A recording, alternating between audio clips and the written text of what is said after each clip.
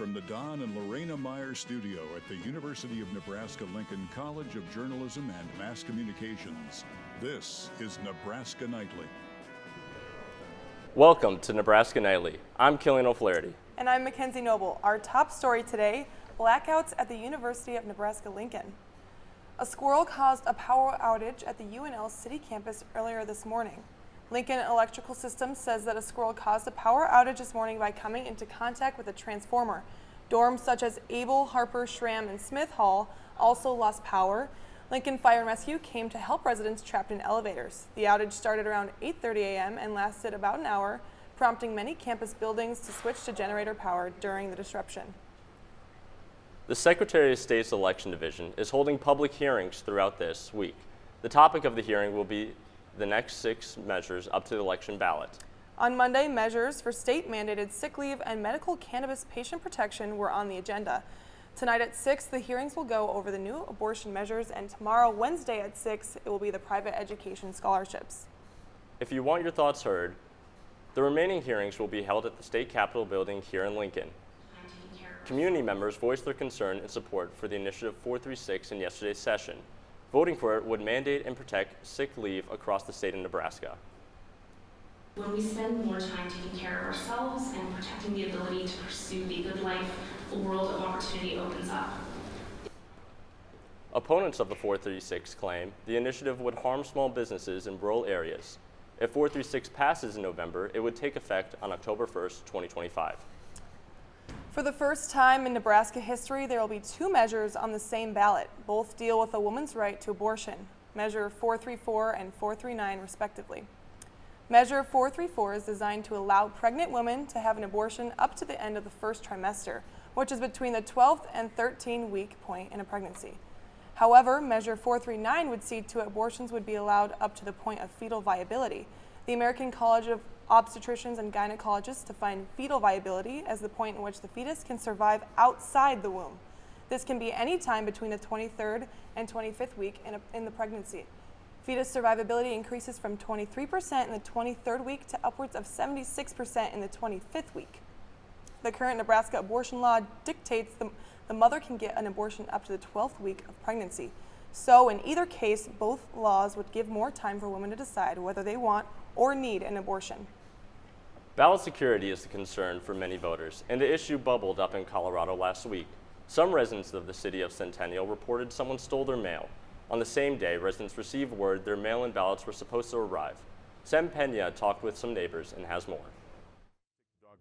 A morning like any other that took a turn. We noticed that our mailbox was open and our mail was gone. Sean Cochran's mail stolen, and he wasn't alone. Pretty much everybody's mailbox in our neighborhood had been opened and the mail was gone. The Arapahoe County Sheriff's Office says that multiple residents in this Centennial neighborhood had their mail stolen Friday night. I noticed that my ballots were delivered last night. For Cochran, the concern was more than just a few stolen coupons. There's no ballots in anybody else's mailbox. He fears that the thief was targeting their mail-in ballots. I've been in this neighborhood for 3 years. I've never had mail theft, ever. I've never had a crime of any kind in this neighborhood. Very bad timing. Gordon Hall shares the concern. We'd all like to get our ballots and be able to vote as American citizens. But he was one of the few fortunate ones that still has his mail. Our neighbors was not open on this side just because they have a locked mailbox. When we arrived at the street, we found that the majority of the mailboxes were open. But we also noticed that not every mailbox was the same out here. The majority of the mailboxes that had lost their mail were ones like this, which could be opened by anyone. But those that have a lock in place, their mail was still inside, safe and sound, but there were still no ballots that were mailed out. It shows both of our ballots in the emails. Cochran showed us a message from the USPS showing that his mail should have arrived this morning. But we reached out to the U.S. Postal Service, who told us that the update means that the ballots have only arrived for delivery, but won't be sent out until Monday. There's too many bad actors in the universe. Still, after a chaotic morning, Cochran and this quiet neighborhood feel unsettled. You should feel safe in your home. The Arapahoe County Sheriff's Office says the postal investigator is helping with the investigation. The ballots in the Centennial have not been sent out to homes yet. They've only arrived at local delivery stations and will be in the mailbox on Monday. If the resident believes a mail-in ballot was stolen, he or she can request a replacement ballot.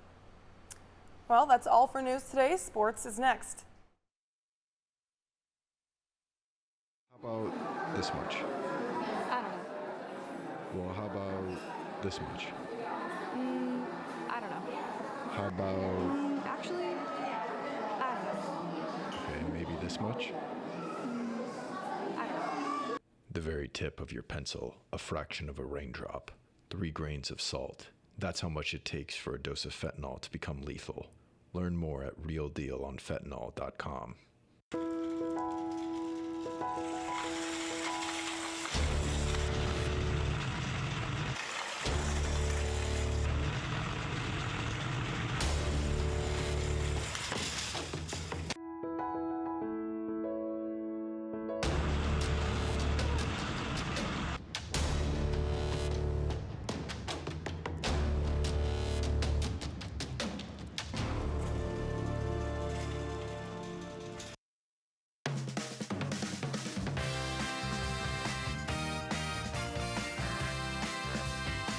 Tonight on Nebraska Nightly.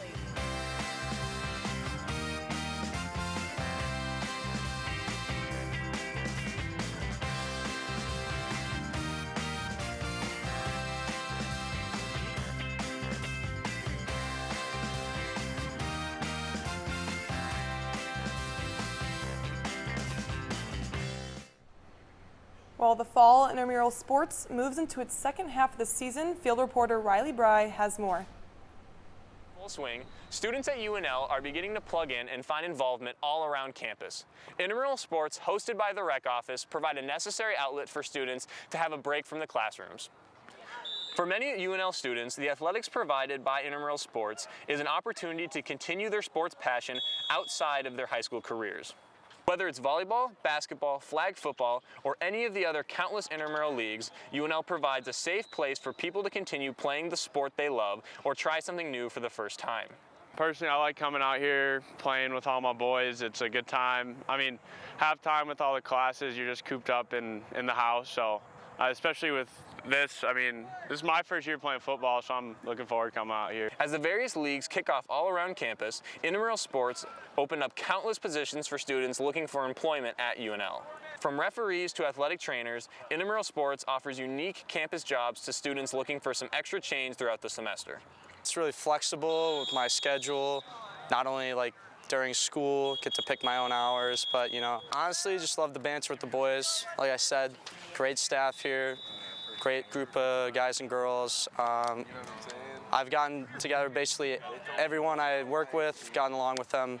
So if you haven't already, get on out there and pursue your Cornhusker athletic dreams. Reporting for Nebraska Nightly, I'm Riley Bry. Thank you, Riley. Husker football had a bye week, but that doesn't mean we don't have Husker sports to talk about. Let's go check in with our sports anchor, Justice Rohde.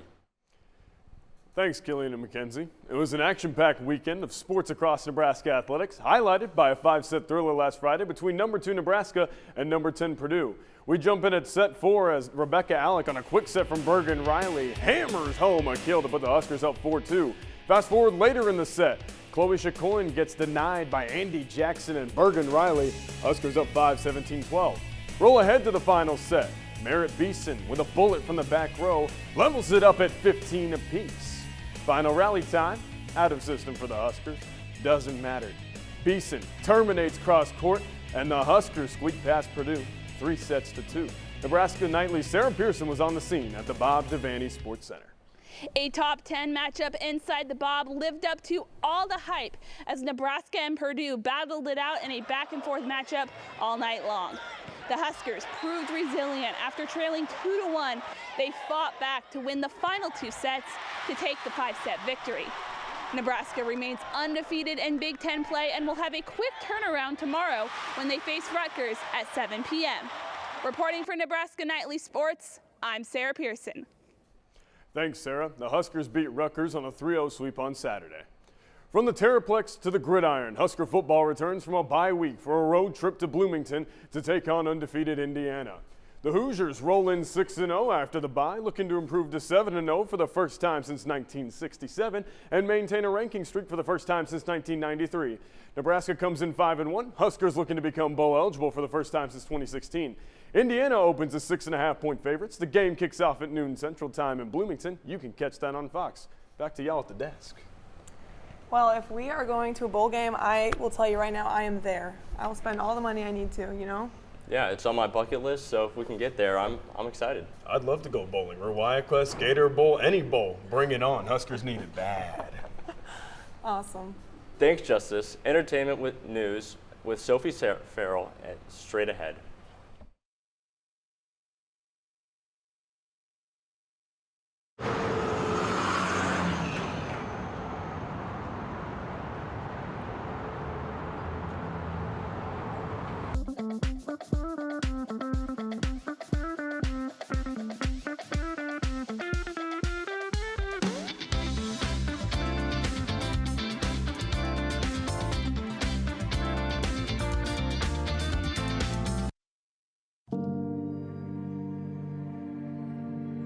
Don't let it happen to other Big Ten schools.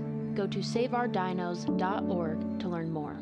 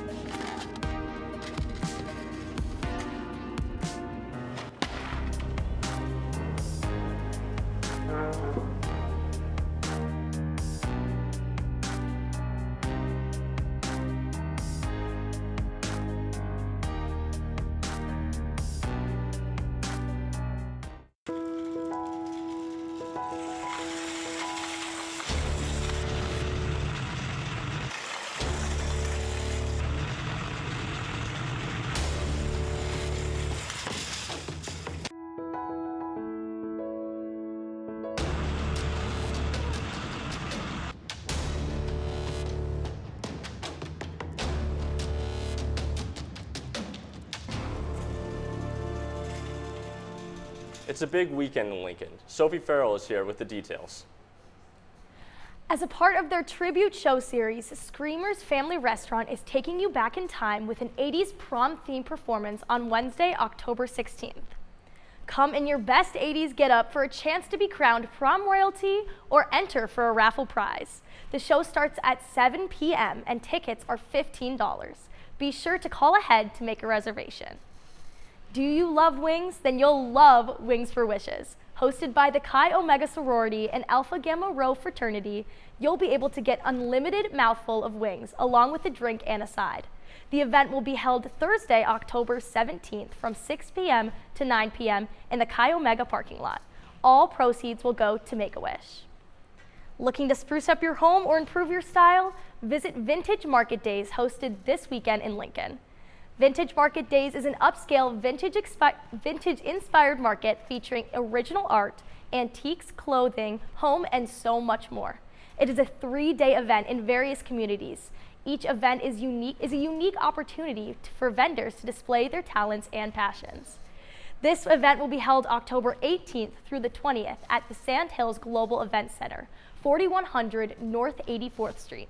Admission for children under 12 is free. Cash and credit card are accepted at the gate. Once purchased, your ticket is good for re-entry into the event all weekend. That's all for entertainment. Now back to you both at the desk. I'm sure to get one of those, go to the Vintage Festival and grab some of those. Yeah. I've been meaning to update my fall closet anyway, so I feel like this is a good excuse, right? Pretty local too. But for those of you who will be out and about this evening, a friendly reminder that there is a freeze warning in effect in the Lincoln area until tomorrow evening around 7 p.m. Nebraska Nightly is a production of the University of Nebraska's College and Journalism and Mass Communication. Thanks for tuning in. We'll see you next time on Nebraska Nightly.